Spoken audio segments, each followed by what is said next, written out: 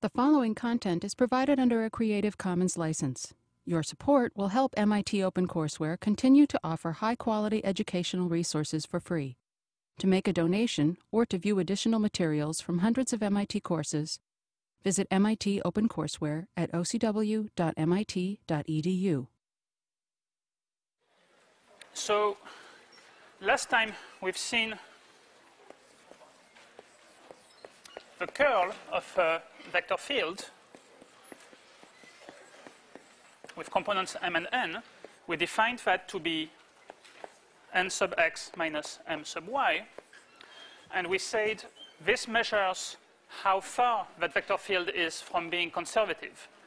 If the curl is 0 and if the field is defined everywhere, then it's going to be conservative. And so when I take a line integral along a closed curve, I don't have to compute it. I know it's going to be 0. But now let's say that I have a general vector field. So the curl will not be 0, and I still want to compute a line integral along a closed curve. Well, I could compute it directly, or there's another way. And that's what we are going to see today. So, say that I have a closed curve C, and I want to find the work. So there's two options. One is direct calculation, and the other one is Green's theorem.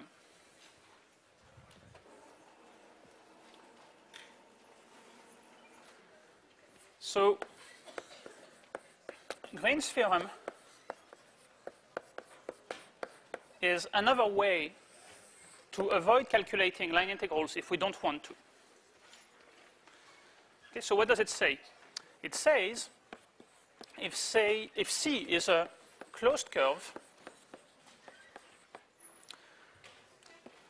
enclosing a region R in the plane, and I have to insist C should go counterclockwise,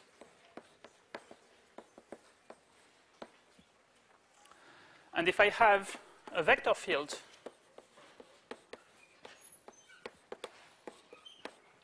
that's defined and differentiable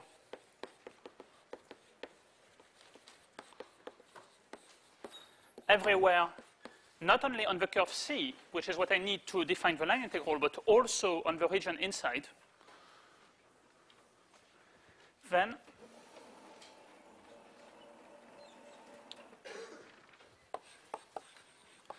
the line integral for the work done along C is actually equal to a double integral over the region inside of curl F dA. Okay, so that's the conclusion.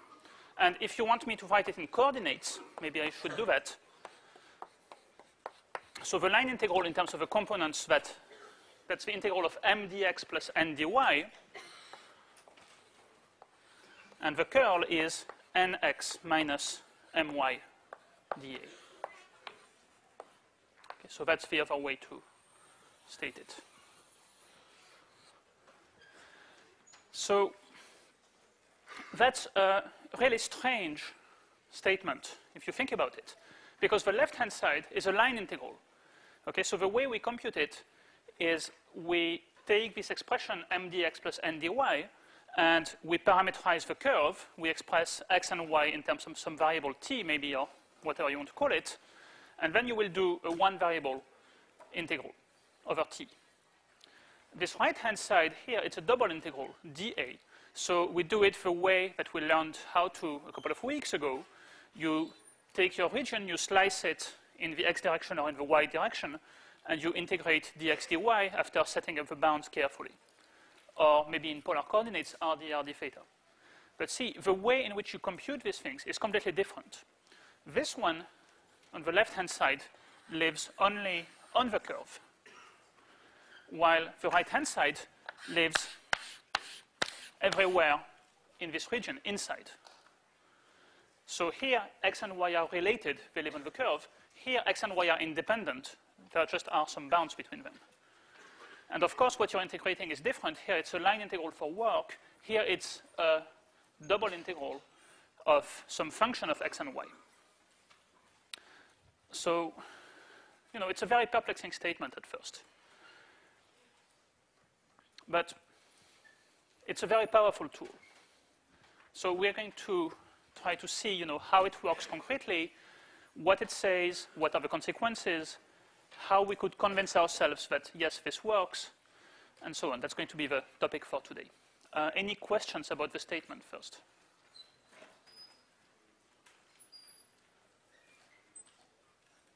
No? OK. Oh, yeah, one remark. Sorry. So here it says counterclockwise. What if I have a curve that goes clockwise? Well, you could just take the negative and integrate counterclockwise. Why does the theorem choose counterclockwise over clockwise? How does it know that it's counterclockwise rather than clockwise? Well, the answer is basically in our convention for curl. See, we've said curl is nx minus my and not the other way around. And that's a convention as well. So somehow the two conventions match with each other. That's the best answer I can give you. So, if you met somebody from a different planet, they might have Green's theorem with the opposite conventions, with curves going clockwise and the curl defined the other way around. Probably if you met an alien, then I'm not sure if you would be discussing Green's theorem first, but just in case,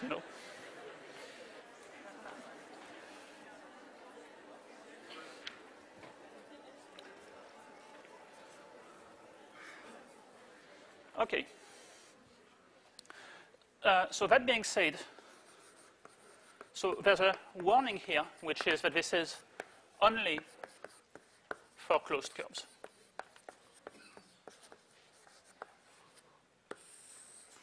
Okay, so if I give you a curve that's not closed, and I tell you, well, compute the line integral, then you have to do it by hand. You have to parameterize the curve. Or, if you really don't like that line integral, you could close the path by adding some other line integral to it, and then compute using Green's theorem. But you can't use Green's theorem directly if the curve is not closed.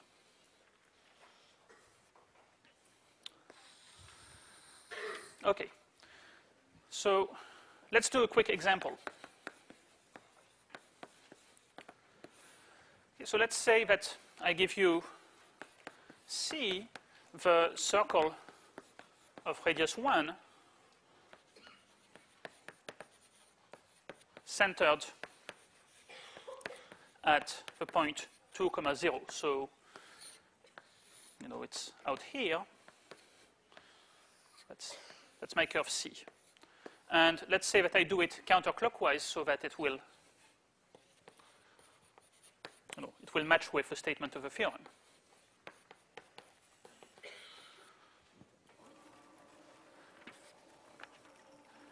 And let's say that I want you to compute the line integral along C of y e to the minus x dx plus 1/2 of x squared minus e to the minus x dy. And, that's a kind of a sadistic example, but maybe I will ask you to do that. So how would you do it directly? Well, to do it directly, you would have to parameterize this curve. So that would probably involve,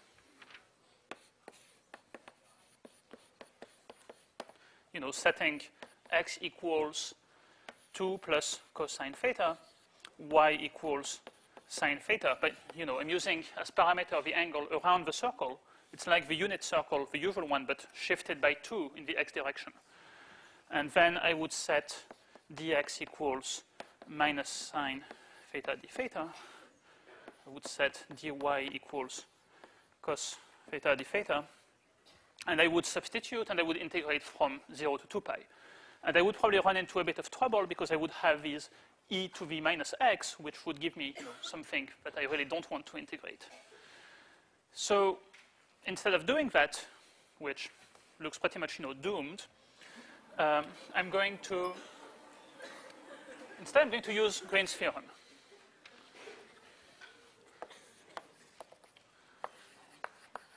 So using Green's theorem, the way I will do it is I will instead compute a double integral. Okay. So I will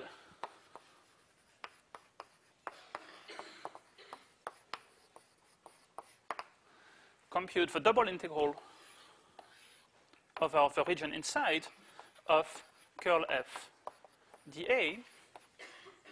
So I should say probably what f was. So let's call this m, let's call this n, and then I will actually just use the form in coordinates, nx minus my dA. And what is R here? Well, R is the disk in here. Okay, so of course, it might not be that pleasant because we'll also have to set up this double integral. And for that, we'll have to figure out a way to slice this region nicely. We could do it dx dy, we could do it dy dx, or maybe we will want to actually make a change of variables to first shift this to the origin, change x to x minus 2, and then switch to polar coordinates. Well, let's see what happens later. Okay, so so this is R. So what is n sub x? Well, n sub x is x plus e to the minus x minus what is m sub y? It's e to the minus x. Okay, this is nx. This is my dA. Well, it seems to simplify a bit, right? I will just get double integral over R of x dA, which looks suddenly a lot more pleasant. And of course, I made up the example in that way, so that it simplifies when you use Green's theorem. But that gives you an example where you can turn a really hard line integral into an easier double integral. Now, how do we compute that double integral? Oops. Well, so one way would be to set it up, or let's actually be a bit smarter and observe that this is actually the area of the region R times the x-coordinate of its center of mass. Right? If I look at the definition of a center of mass, it's the average value of x, so it's 1 over the area times the double integral of x dA. Well, possibly with the density, but here I'm taking uniform density 1. And now I think I know, just by looking at the picture, where the center of mass of this circle will be, right? I mean, it will be right in the middle. So that is 2, if you want, by symmetry. And the area of this guy is just pi because it's a disk of radius 1. So I will just get 2 pi. I mean, of course, if you didn't see that, then you could also compute that double integral directly. It's a nice exercise. But see, here using geometry helps you to actually streamline the calculation. Okay, any questions?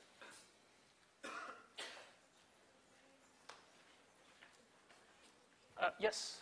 Just repeat the last part. Okay, yes, let me just repeat the last part. So I said we have to compute the double integral of x dA over this region here, which is a disk of radius 1, centered at, this point is 2, 0. So instead of setting up the integral, with bounds and integrating dx dy or dy dx or in polar coordinates, I'm just going to say, well, let's remember the definition of a center of mass. It's the average value of a function x in the region. So it's 1 over the area of a region times the double integral of x dA. Right? If you look again at the definition of x bar, it's 1 over area double integral of x dA. Well, maybe if there's a density, then it's 1 over mass times double integral of x density dA. But if density is 1, then it just becomes this. So, switching the area, moving the area to the other side, I'll get double integral of x dA is the area of the region times the x coordinate of the center of mass. The area of the region is pi because it's a unit disk, and the center of mass is the center of the disk, so its x bar is 2. And I get 2 pi. Okay. Now, I didn't actually have to do this in my example today, but I thought, that would be good review. It would remind you of center of mass and all that.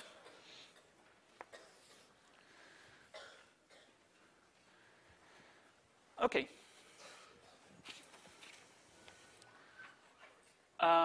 Any other questions? No. Okay, so let's see.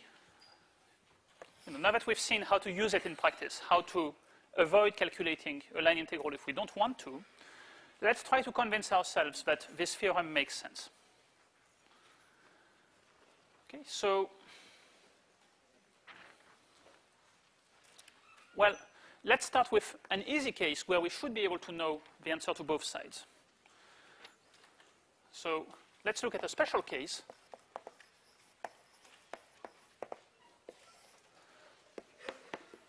Let's look at the case where curl F is 0.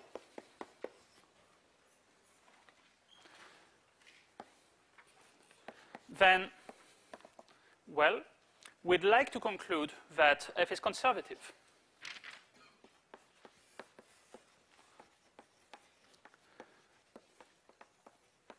That's what we've said. Well, let's see what happens.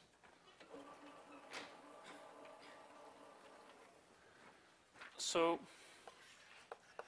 Green's theorem says that if I have a closed curve, then the line integral of F is equal to the double integral of curl on the region inside. And if the curl is 0, then I will be integrating 0. I will get 0. Okay, so this is actually how you prove that if your vector field has curl 0, then it's conservative.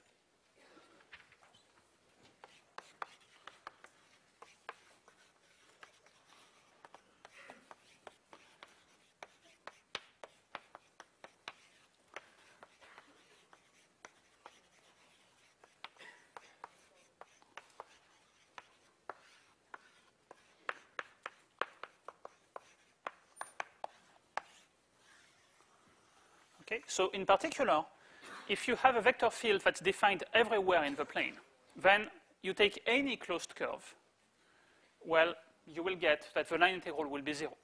Strictly speaking, that will only work here if the curve goes counterclockwise. But otherwise, just look at the various loops that it makes and orient each of them counterclockwise and sum things together. So let me state that again.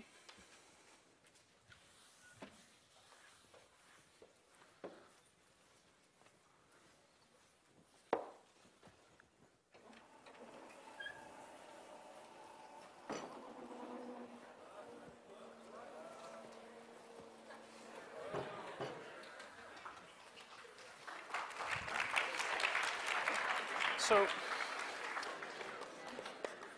okay. So a consequence of Green's theorem is that if F is defined everywhere in the plane,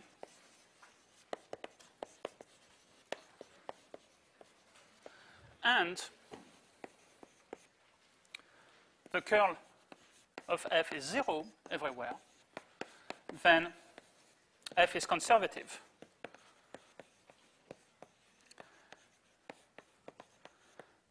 And so this actually is the input we needed to justify our criterion. The test that we saw last time saying, well, to check if something is a gradient field, if it's conservative, we just have to compute the curl and check whether that's 0. Okay, so how do we prove that now carefully? Well, you just take a closed curve in the plane. You switch the orientation if needed so that it becomes counterclockwise, and then you look at the region inside, and then you know that the line integral will be equal to the double integral of curl, which is the double integral of 0. Therefore, that's 0. But see, okay, so now let's say that we try to do that for the vector field that was on your problem set, that was not defined at the origin. You know, so if you've done the problem set and found the same answers that I did, then you will have found that this vector field had curl 0 everywhere, but still it wasn't conservative, because if you went around the unit circle, then you got a line integral that was 2 pi. Or if you compared the two halves, you got different answers for two paths that go from the same point to the same point. So, you know, it fails this property. But that's because it's not defined everywhere. So what goes wrong with this argument? Well, if I take the vector field that was on the problem set, and if I do things, you know, say that I look at the unit circle, that's a closed curve, so I would like to use Green's theorem. Green's theorem would tell me the line integral along this loop is equal to the double integral of curl over this region here, the unit disk. And of course, the curl is 0. Well, except at the origin. At the origin, the vector field is not defined. You cannot take the derivatives, and the curl is not defined. And somehow that messes things up. You cannot apply Green's theorem to the vector field. So you cannot apply Green's theorem to the vector field on problem set 8, problem 2, when C encloses the origin.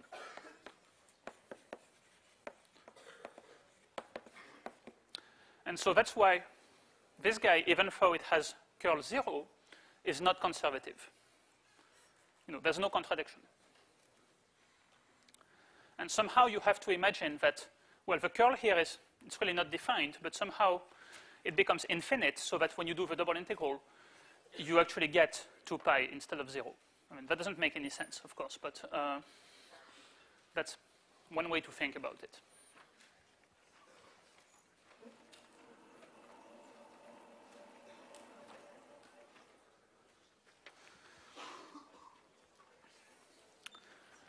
Okay, any questions? Yes?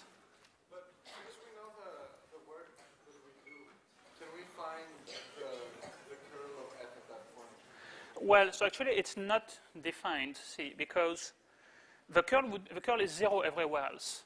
So if the curl was well defined at the origin, you know, you would try to then take the double integral. Well, no matter what value you put for a function, you know, if you have a function that's 0 everywhere except at the origin and some other value at the origin, the integral is still 0.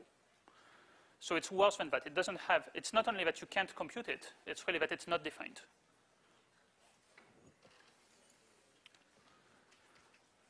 Okay. Anyway, that's, you know, like a slightly pathological example. I mean, yes?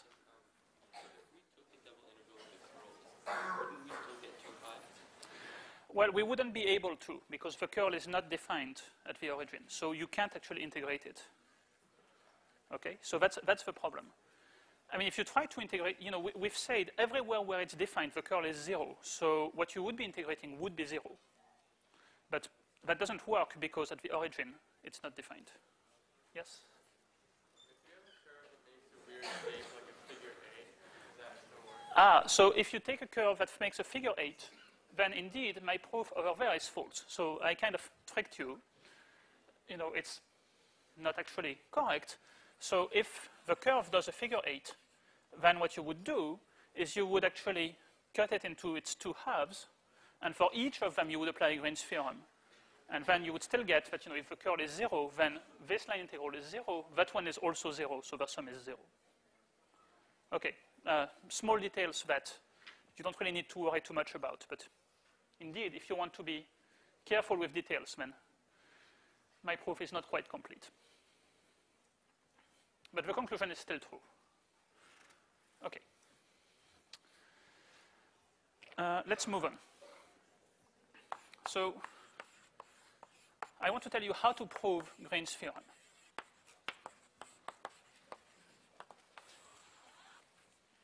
Because, you know, it's such a strange formula that, you know, where can it come from, possibly? I mean, so let me remind you, first of all, the statement we want to prove is that the line integral along a closed curve of m dx plus n dy is equal to the double integral of the region inside of nx minus my dA. And, you know, let's simplify our lives a bit by proving easier statements. So actually, the first observation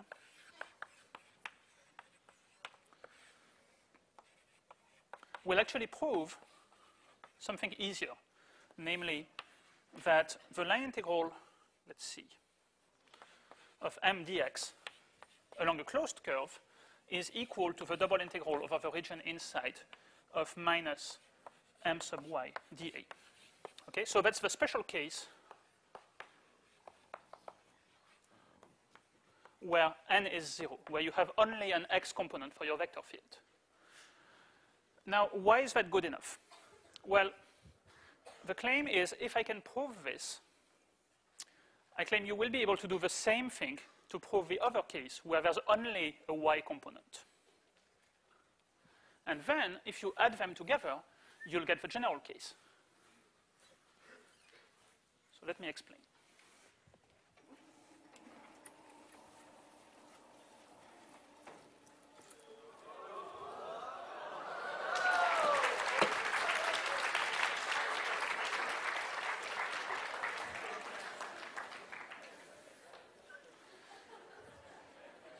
Okay, so a similar argument, which I will not do to save time, will show, so it will be just the same thing, but switching the roles of x and y, that if I integrate along a closed curve and dy, then I'll get the double integral of, n sub x dA. And so now if I have proved these two formulas separately, then if you sum them together, we'll get the correct statement. Well, let me not write it. We get Green's theorem. Okay? So we've simplified our task a little bit. We'll just be trying to prove the case where there's only an x component. So let's do it. Well, we have another problem, which is the region that we're looking at, the curve that we're looking at, might be very complicated. You know, if I give you, let's say I give you, I don't know, a curve that does something like this, well, you know, it will be kind of tricky to set up a double integral of other region inside. So maybe we first want to look at curves that are simpler, you know, that will actually allow us to set up the double integral easily. So the second observation, so that was the first observation. Sorry. The second observation is that we can decompose R into simpler regions.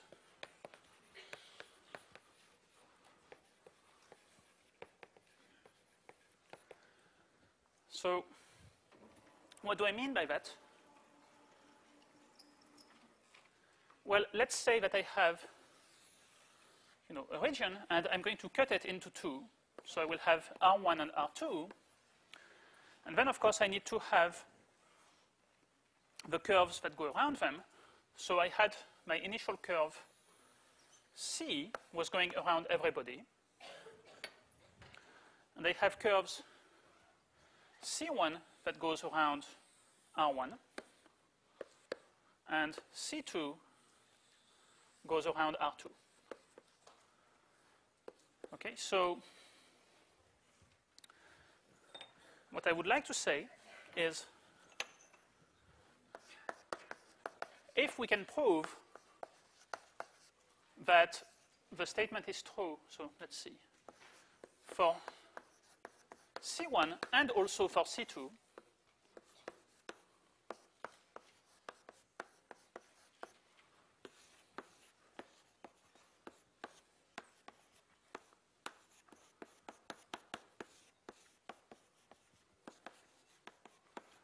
then I claim we can prove the statement for C. How do we do that? Well, we just add these two equalities together. Okay, why does that work? There's something fishy going on because C1 and C2 have this piece here in the middle that's not there in C. So if you add the line integral along C1 and C2, you get these unwanted pieces. But the good news is actually you go twice through that edge in the middle. See, it appears once in C1 going up and once in C2 going down. So in fact, when you will do the work, when you will sum the work, you will add these two guys together, they will cancel. Okay, so the line integral along C will be, then, it will be the sum of the line integrals on C1 and C2, and that will equal, therefore, the double integral over R1 plus the double integral over R2, which is the double integral over R of negative my.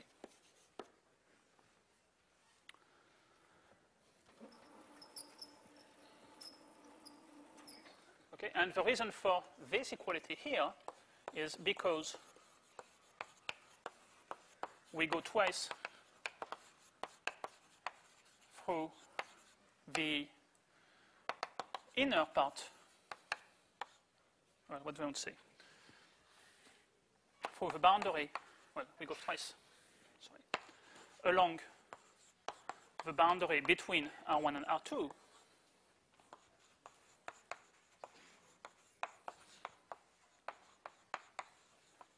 With opposite orientations.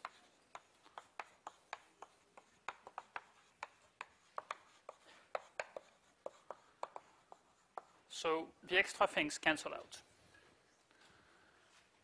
Okay, so that means I just need to look at smaller pieces if that makes my life easier. So now what will make my life easy? Well,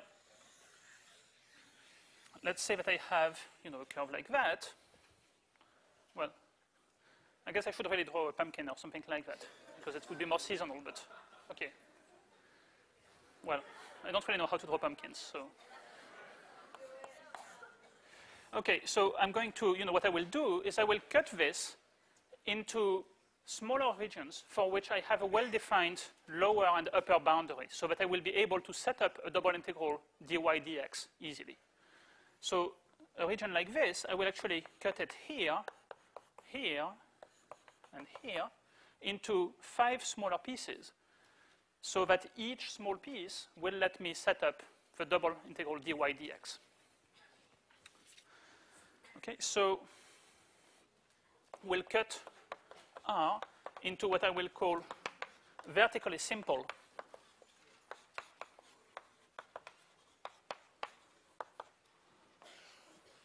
regions. So what's a vertically simple region? That's a region that's given by looking at x between a and b for some values of a and b, and for each value of x, y is between some function of x and some other function of x. Okay? So for example, this guy is vertically simple. See, x runs from this value of x to that value of x. And for each x, y goes between this value to that value. And same with each of these.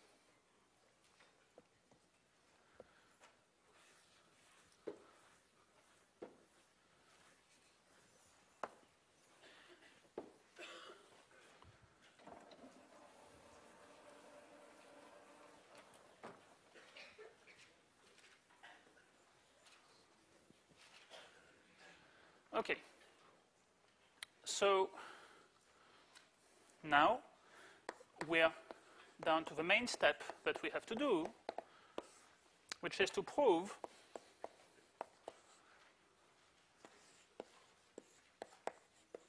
this identity.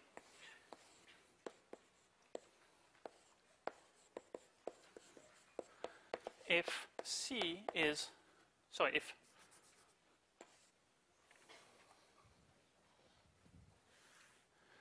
if R is vertically simple,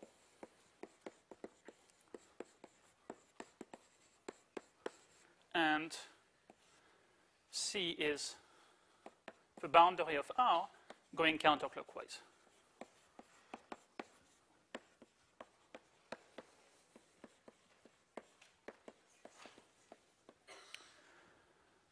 Okay, so let's look at how we would do it. So we said a vertically simple region looks like x goes between A and B, and y goes between two values that are given by functions of x. Okay, so this is y equals f2 of x. This is y equals f1 of x. This is A. This is B. Our region is this thing in here.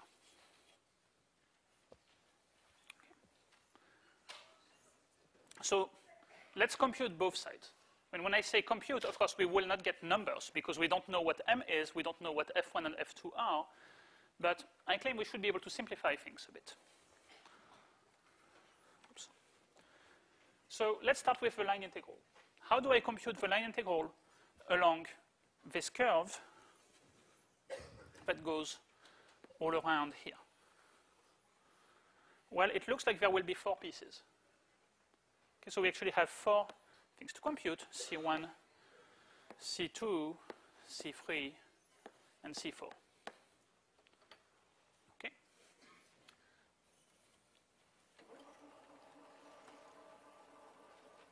Well, let's start with C1. So if we integrate on C1 m dx, how do we do that? Well, we know that on C1, y is given by a function of x. So we can just get rid of y and express everything in terms of x. Okay? So we know y is f1 of x, and x goes from a to b.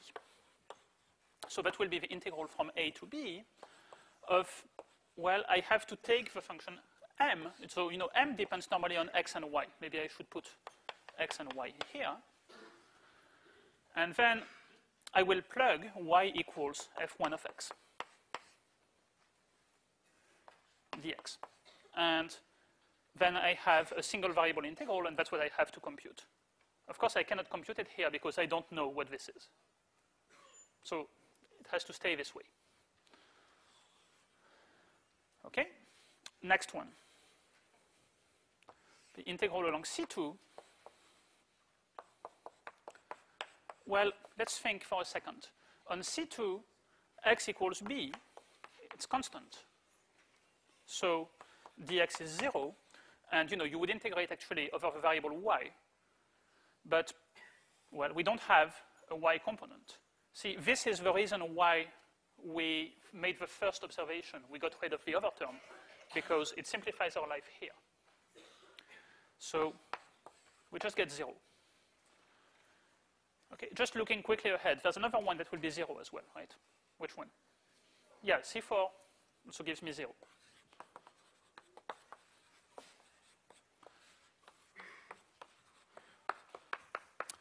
What about C3? Well, C3 will look a lot like C1. Okay, so we're going to use the same kind of thing that we did with C1.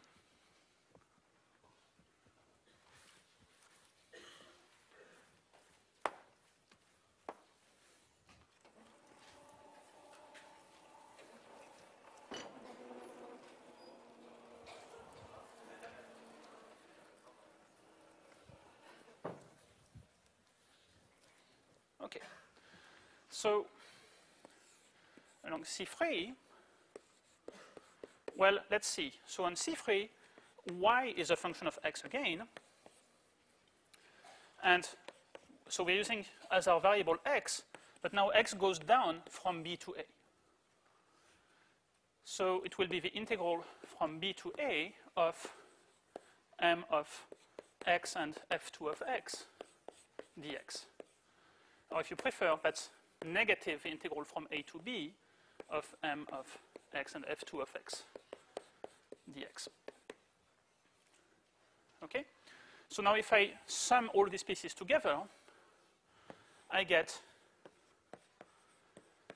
that the line integral along the closed curve is the integral from a to b of mx f1 of x dx minus the integral from a to b of m of x f2 of x dx. So that's the left-hand side. Next, I should try to look at my double integral and see if I can make it equal to that.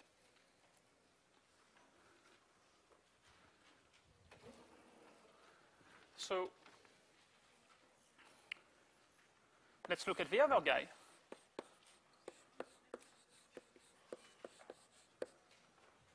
Double integral over r of negative my dA. Well, first I'll take the minus sign out. It will make my life a little bit easier. And second, so I said I will try to set this up in the way that's the most efficient. And my choice of this kind of region means that it's easier to set up dy dx. Right? So if I set it up dy dx, then I know for a given value of x, y goes from f1 of x to f2 of x. And x goes from a to b. Right? Is that okay with everyone? Yeah. Okay. So now if I compute the inner integral, well, what do I get if I integrate partial m partial y with respect to y? I'll get m back. Okay, so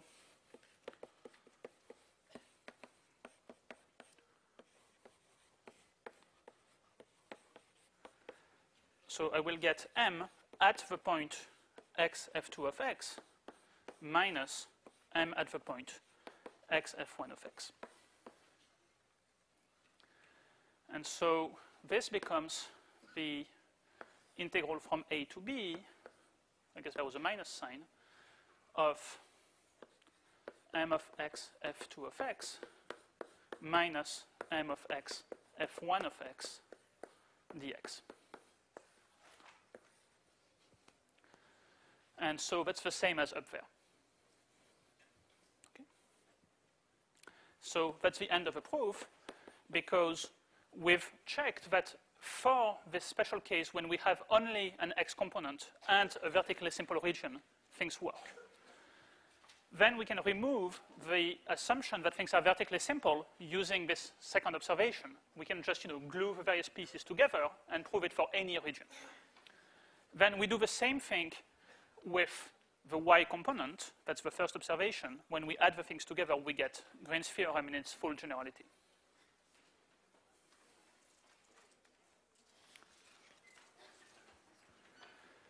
Okay, so let me finish with a cool example.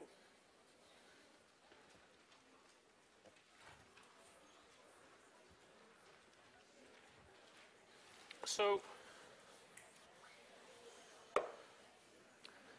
there's one place in real life where Green's theorem used to be extremely useful. I say used to because computers have actually made that obsolete. But